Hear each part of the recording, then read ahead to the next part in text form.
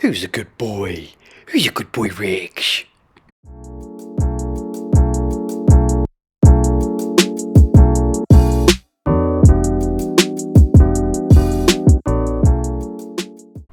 So it is not warm, it is an ice cold day in Christchurch, and look what I've found. I don't know if you can see that, but she's out. It's like literally 3 degrees. I mean, the frost says it all, right? Reptiles are truly amazing in New Zealand. Incredible animals. This girl came to me from the west coast. Not the greatest shape, but I'm hoping to get her back to 100% with some good outdoor exposure, great UV exposure, and a more natural environment.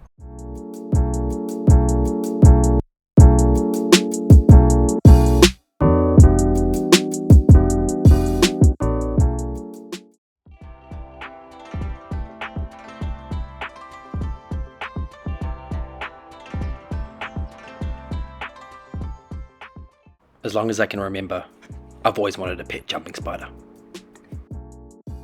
A few weeks ago I stumbled across the most incredible and unique spider I've ever seen on my own fence line. I was scanning across and I saw this incredibly small and flat spider, and it was a jumping spider. It was moving incredibly cryptically and it was as flat as a pancake. I couldn't believe it, so I had to go to the drawing board. I had to do the research, I had to understand and find out what this jumping spider was. After vigorous research, I stumbled across the species. Endemic to New Zealand.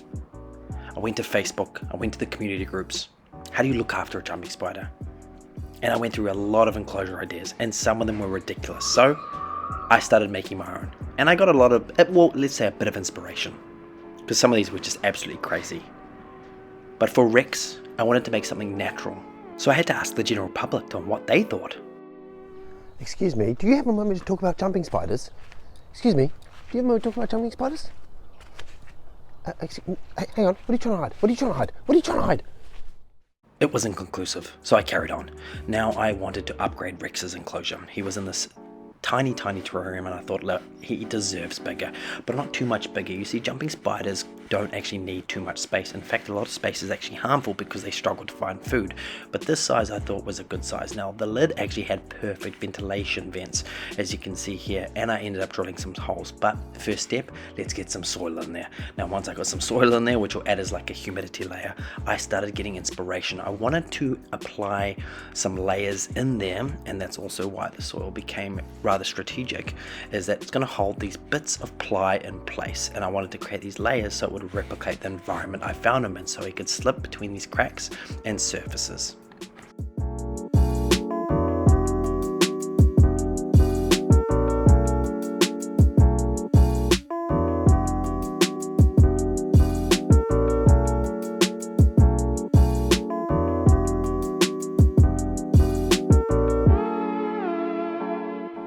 And voila, I've got the layers in there, added the leaf litter, and now it's time to get the little guy out.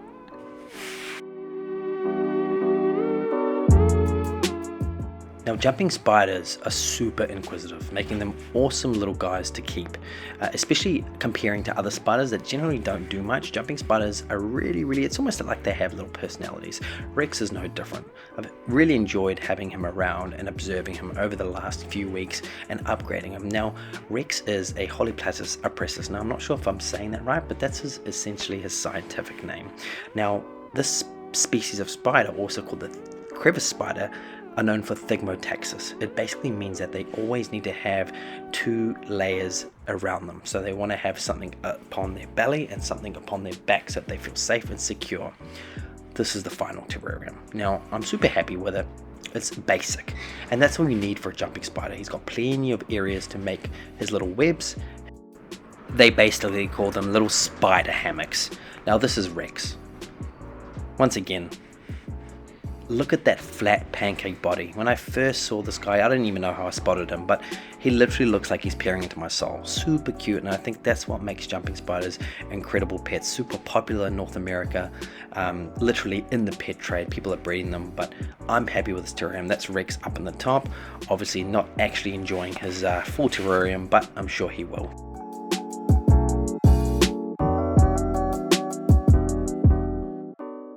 I think jumping spiders are incredibly misunderstood. I really hope people don't put them in the same bucket as the scary spiders like whitetail spiders or black widows or tarantulas. Jumping spiders are really active. Like I said, they're super inquisitive. They actually observe you as much as you observe them. Rex, I hope, is going to have an amazing life now. Can't forget about the cleanup crew. Going to get the isopods in there, and that's just to help keep his terrarium clean. Now once again, this is when I first spotted Rex. Can you barely see him on that fence there? Camouflage is incredible. I'm hoping to spend the next few months just observing Rex in his new terrarium, his environment, and I'm hoping to understand more about his behavior and how he mimics his environment. Otherwise, I'm going to leave you with a northern green gecko, also an incredible endemic species, native to New Zealand. I've always loved reptiles and amphibians, and I hope you enjoyed this video. Stay tuned for the next one.